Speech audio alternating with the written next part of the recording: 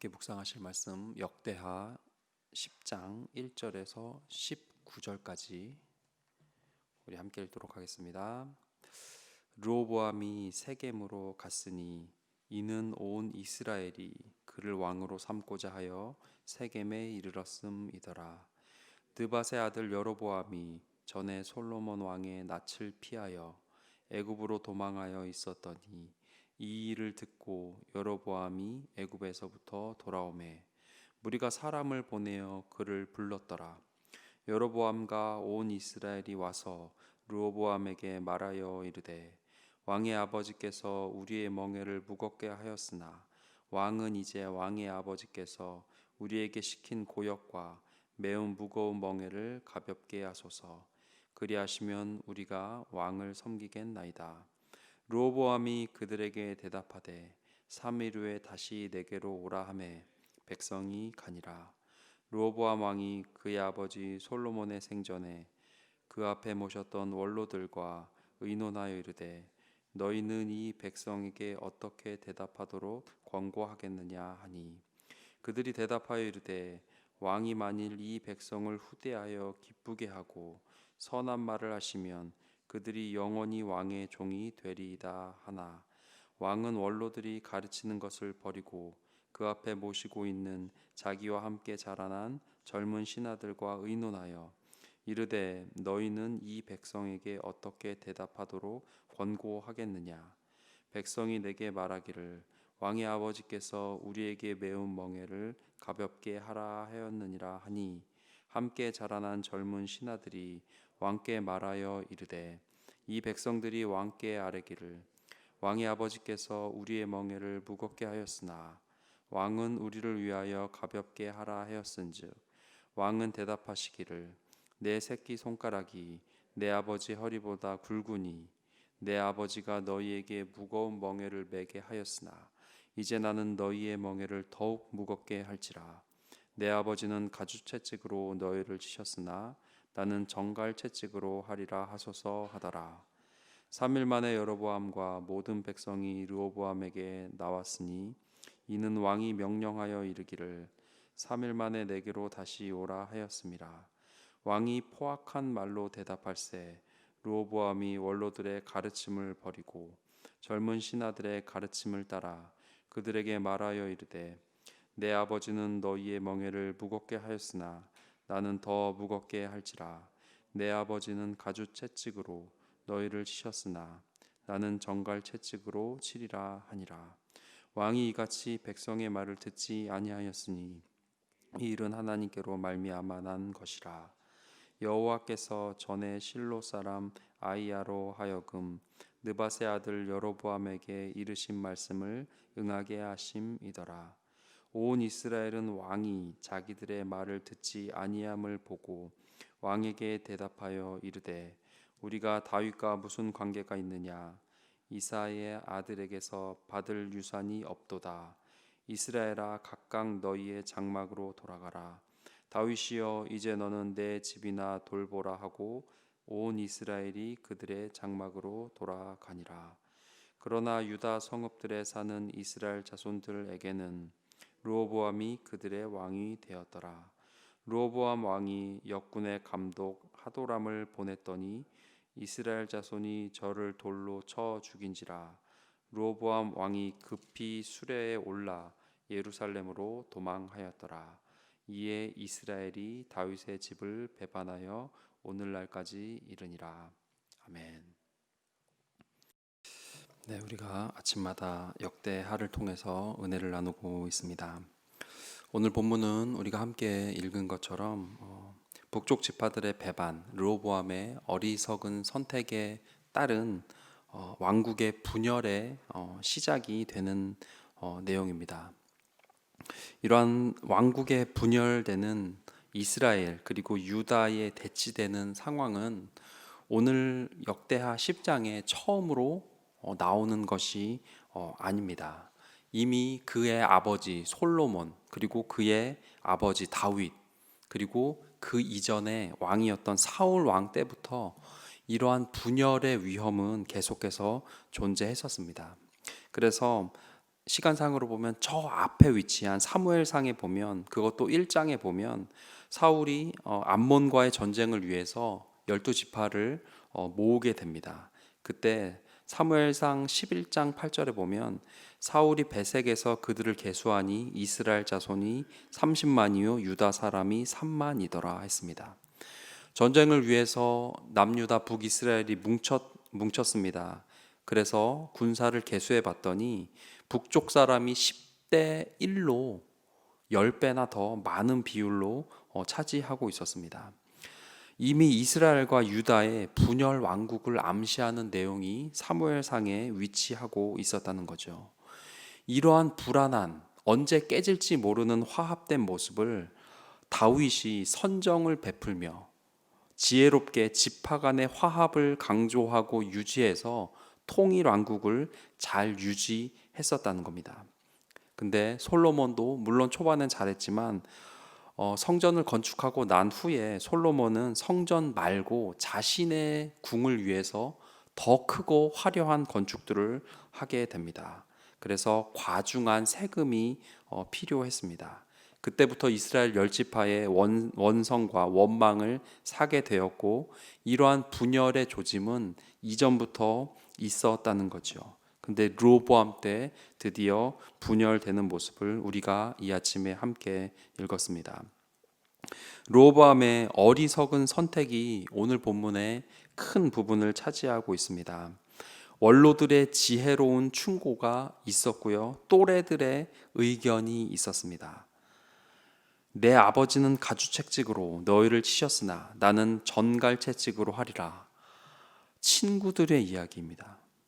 그리고 이 자존심과 같은, 큰 소리인 것 같은 이 호통, 나를 내세우는 것 같은, 내가 이만큼 힘이 있어라는 이 말을 지킬 힘도 없이 뒤에 보면 18절에 보면 초라하게 급히 수레에 올라 예루살렘으로 도망하는 모습을 볼 수 있습니다.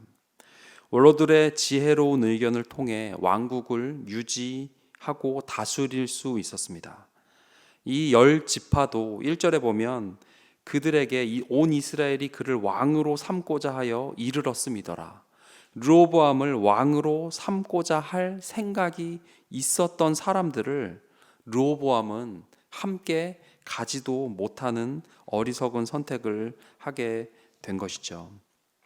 하나님은 어떤 분입니까? 하나님은 우리가 바로 망하게 하지 않으시고 이 모든 것들을 헤쳐나가실 지혜와 선택할 기회를 주시는 분입니다. 바로 그냥 망하게 내버려 두지 않으시고요, 지혜롭게 선택을 했으면 이렇게 되지 않을 길을 하나님은 우리 앞에 펼쳐 주시는 분입니다. 겸손히 듣고자 한다면 바른 길로 인도하시고 현명한 선택의 기회를 주시는 분이 바로 좋으신 하나님이시라는 거죠. 현명한 선택이냐, 아니면 오늘과 같이 르호보암과 같이 자신이 뱉은 말에 대해서 책임도 못 지고 수레를 타고 도망갈 어리석은 선택이냐, 바로 그 선택은 우리의 몫이라는 겁니다. 그래서 변명할 수 없는 것은 이 모든 어려움들과 이 후에 있을 이 일들이 바로 인간의 선택으로 그렇게 되어진다는 거죠. 축복하기는 오늘 여러분들의 삶의 모든 크고 작은 선택들이 지혜로운 선택으로 이어지기를 주님의 이름으로 축원합니다. 르호보암에게 필요한 것, 바로 아버지 솔로몬에게는 있었던 두 가지 마음이라고 생각합니다.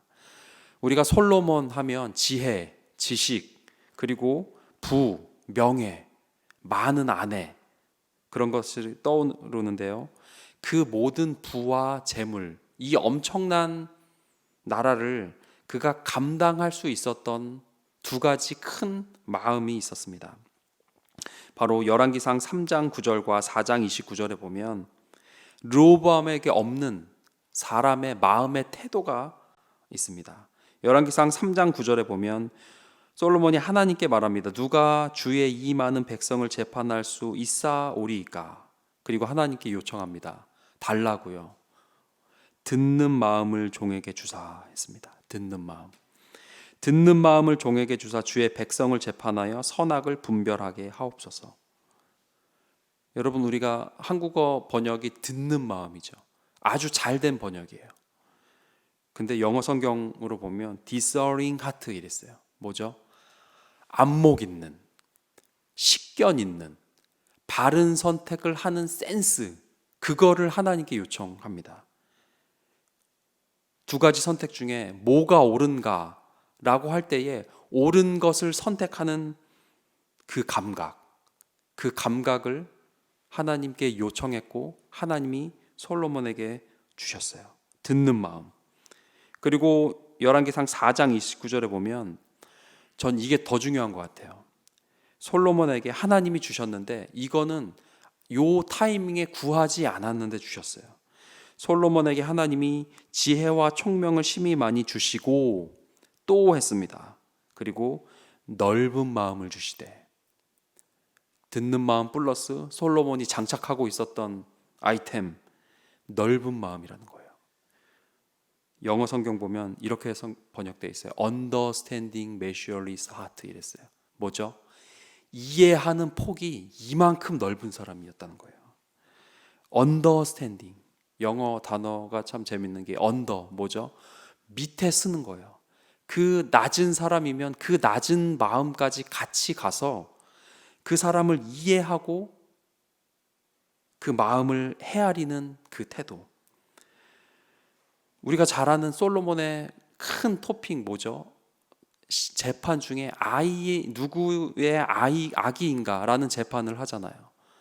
아기를 반으로 나누래요.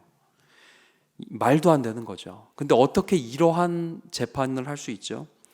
그 엄마의 저 낮은 마음까지, 이 아기를 사랑하는 그 마음을 솔로몬은 그 낮은 마음을 이해하고 있었다는 거죠. 그 마음으로 바라볼 때 엄마를 이해하는 마음으로 재판을 했던 사람이라는 거죠. 그 마음으로만 볼 때 가능했던, 학문과 지식, 책에서 배운 게 아니고 하나님이 주시는 넓은 마음으로, 언더스탠딩을 하는, 이해하는 마음으로 이 하나님의 나라를 운영해서 바른 선택을 했던 인물이 바로 르호보암이 아닌 그의 아버지가 갖고 있었던 듣는 마음과 넓은 마음이었다는 겁니다. 그 열지파의 그 어려운 상황, 아버지 솔로몬이 가혹하게 걷었던 세금, 그 화려한 궁을 유지하기 위한 그들의 땀 흘리고 힘들었던 그것을 이해하고 또 이렇게 말할 때 듣는 마음이 있었다면 왕국이 이렇게 처참하게 분열되고 그렇게 초라하게 수레를 타고 도망가는 일은 없었을 겁니다. 그 엄청난 부를 유지하기 위해서 그들이 견디었던 노동의 강도를 이해하는 넓은 마음이 있었다면 그렇게 되지 않았겠죠. 바로 그 넓은 마음과 듣는 마음으로 바른 결단을 내릴 수 있었을 것입니다. 솔로몬과 르호보암의 결정적인 차이는 바로 듣는 마음, 식견이 있는 마음, 그리고 사람을 이해하는 넓은 마음에 있고 없음이라고 할 수 있을 것입니다. 우리의 인생을 살면서 우리는 크고 작은 결정을 할 수밖에 없게 됩니다. 그와 같은 결정 앞에서 우리가 구해야 할 것은 어떤 특별한 지식, 또 앞서 나가는 정보만이 아니라는 겁니다. 바로 하나님께서 주시는 바른 선택을 하게 하는, 바른 선택의 그 의견을 듣고 그 결정을 하게 되는 그 듣는 마음, 그리고 상대를 이해하고 그 낮은 마음까지 헤아리며 결정하는 넓은 마음을 구하는 그 모든 것들이 바로 예수 그리스도의 마음입니다. 그 넓고 깊은 마음으로 사람을 이해하며 하루하루 우리가 결정적인 선택을 해나가는 하나님의 자녀들 다 되었으면 좋겠습니다. 우리가 이 아침에 기도의 자리에서 하루를 시작한다는 것은 르호보암과 같은 어리석은 결정을 하지 않기 위한 시작, 바르고 건강한 선택의 하나일 것입니다. 기도하실 때 하나님의 마음을 물으시고 인간의 이익과 자존심, 자만이 아닌 하나님께서 기뻐하시는 선택들을 할 수 있는 지혜와 마음을 구하는 구리지구촌의 모든 지혜롭고 넓은 마음의 성도님들 되시길 간절히 축원합니다. 우리 함께 기도하겠습니다. 기도하실 때 주님 솔로몬에게 주신 듣는 마음, 식견 있는 바른 선택을 할 수 있는 그 센스와 감각을 우리에게도 허락하여 주시옵소서. 또한 사람을 볼 때 그 깊이 있는 마음까지 이해하며 그 낮은 곳까지 함께 낮아져 그 사람의 마음을 함께 이해하는 예수 그리스도의 그 마음으로 우리 주변의 사람들을 대하는 예수 그리스도를 닮아가는 모든 하나님의 자녀들 다 되게 하여 주시옵소서. 함께 기도하겠습니다.